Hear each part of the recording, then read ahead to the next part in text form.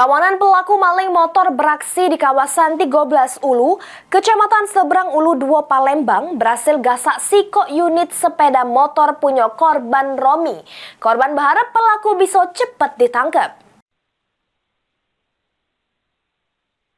Inilah rekaman kamera pengawas rumah warga yang nunjuk ke kawanan pelaku maling motor yang liwat sesudah melancar ke aksinya di kawasan Kelurahan 13 Ulu Palembang. Peristiwa maling motor tersebut diketahui di Jalan KH Azari, Lorong Jaya, Kecamatan Seberang Ulu Palembang, yang mana korbannya bernama Romi.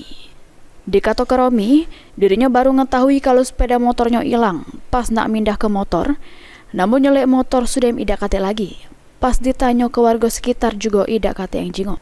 Ditambah ke korban kalau pas kejadian, memang di lorong tempat kejadian ini memang lagi sepi. Kejadiannya motor kita bisa hilang tuh mana kak?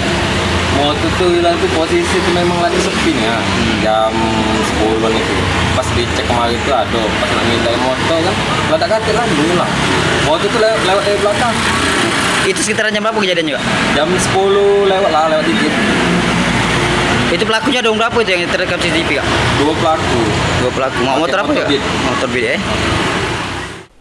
Peristiwa hilangnya motor tersebut sudah dilapor ke korban ke pihak kepolisian, berharap pelaku bisa cepat ditangkap lagi.